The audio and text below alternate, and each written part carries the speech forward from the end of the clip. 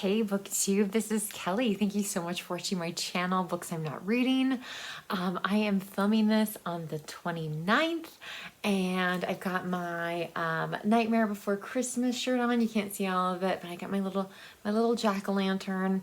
I was tagged in two different tags. One, Jim from Books, Reading, and Stuff. I always get his channel name wrong, but I will link to his channel down below. And Stuart Griffin tagged me in like a spooky, it's like spooky spectacular or something like that tag. I really wanted to do both. I thought I could maybe mash them up. The truth is though, I just really want to talk to you guys about Uncle Silas, which was my Victober book.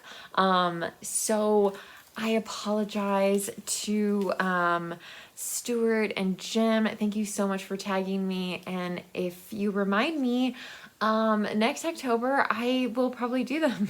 So, I also, we had our first, well, we're still having it. It's not over yet. Our first snowstorm started at about between 8:30 and 9 this morning. And so I know that many of you know what snow looks like, have experienced snow.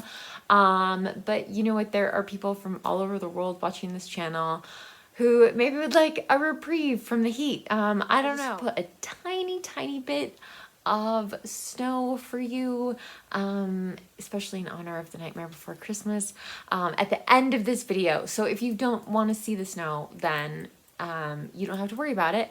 And if you do want to see the snow, you can just like fast forward there. But Uncle Silas. So I read this with Joe Smith and Berna from Berna's Bookish Adventures, who is a booktuber from Turkey. And we had a great time reading this. We read this in memory of Jennifer Brooks. This was our We Love Jenny book that we chose. And I looked around on YouTube for reviews of this, and I found one, Mitzi Reads and Writes. I will link to her. She did like a Friday Reads video, and this was the last book that she talked about. I'm not going to spoil anything for you. I mainly want to just talk about some of the strengths and weaknesses I felt of the book. So it'll be a little bit of a shorter review video, hopefully. We'll see what happens. But I will link to Mitzi's video, and again, just if you're interested in Uncle Silas, just go all the way to the end. But so Joseph Sheridan LeFanu is actually an Irish writer, in spite of his name, and I first discovered him through these best ghost stories, which the stories in this book are not all about ghosts, so it's a bit of a gaffe there to have that be the title. I wanted to get a newer edition of this old Dover book, but there's been maybe one newer edition. There's lots of books that have short stories by Joseph Sheridan LeFanu in them, but I'm not sure I could find one that had as many as this does. So I've just decided to hold on to my old ghost story book. But Uncle Silas, I may have to get. I think my husband would like this book, and so I may have to buy a newer edition because this one is falling apart. But so when I read the short story collection, one of the things that really shone through and shines in Uncle Silas as well, which I'll probably give 4 stars to on Goodreads, is he's so good at creating atmosphere. Like these big houses, especially in Uncle Silas, and oh goodness, you know, the trees have fallen over and there's vines growing up the entrance to the house, and you know, you feel like you're there. And I don't know, I always felt like in this book especially, there were so many scenes where I felt like even though the author doesn't say it, like I felt like there must be mist or fog, or it must be really cloudy or dark. Like it's a dark book. And it could have gone to some places, and I was glad that he didn't, it doesn't turn into a love story or anything like that. Which it could have done that. But this story is, the main character in Uncle Silas is actually, her name is Maud, and she is a young woman, and I don't really think that she fully grasps the fact that she is going to inherit a lot of money, at some point in her life, that her family is very wealthy, although her Uncle Silas, didn't spend his fortune as wisely, but I don't think that Maud ever really like understands the fact that her wealth could mean that people want to hurt her. Like I'm not sure she ever like quite made that connection. And she is slightly a maddening character because for some reason, Joseph Sheridan LeFanu, like he doesn't trust us as much as he should.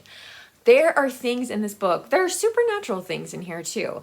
The supernatural things are not what's scary. Like the ghosts that everybody knows what their names are, that live in the house, like, and when they, what the kinds of sounds they make, those things are not scary. They are not scary in the book.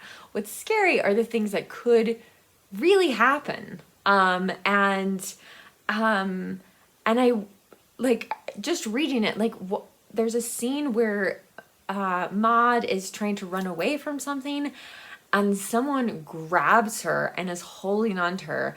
And I don't care whether you're in like ancient Egypt or if it's taking place today.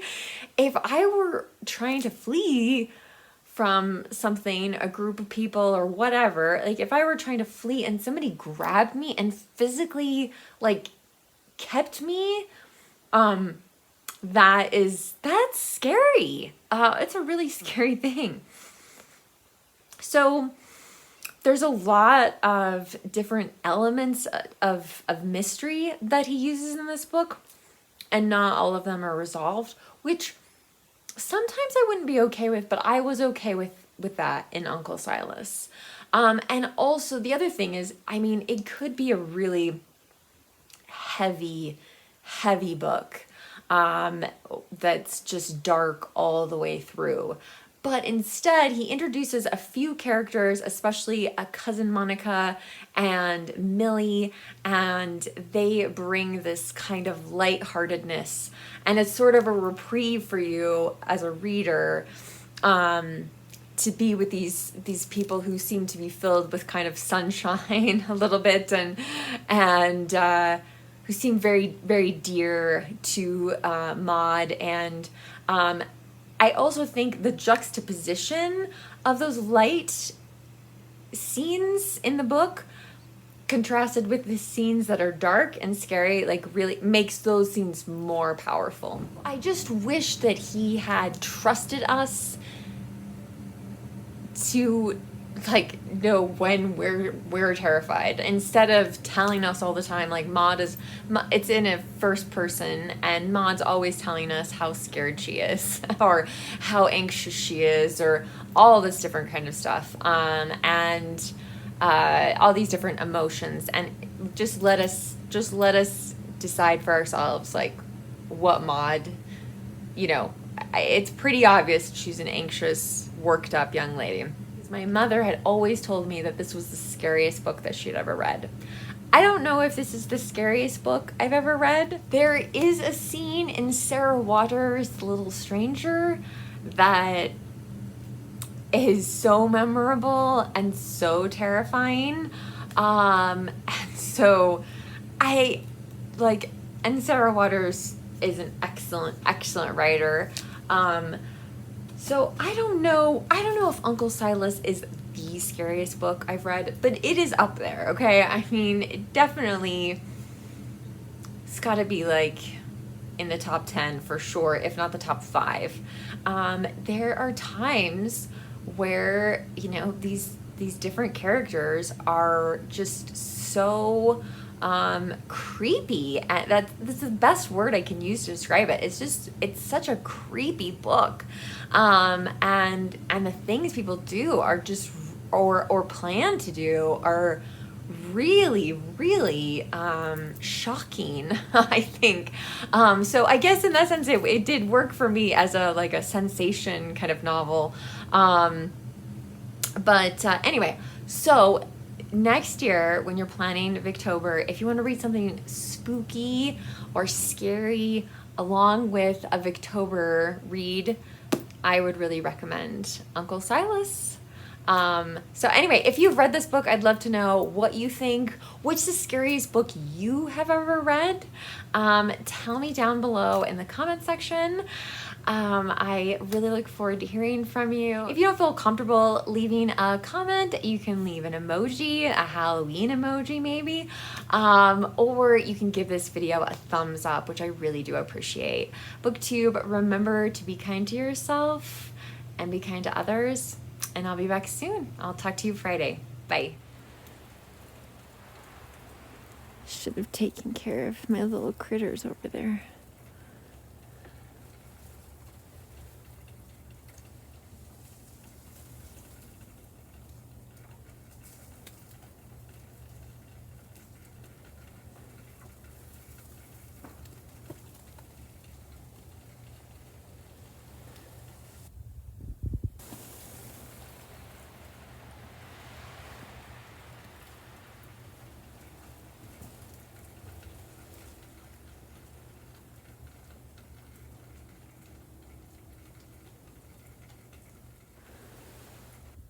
Oh, I think a branch just broke in our neighbor's yard.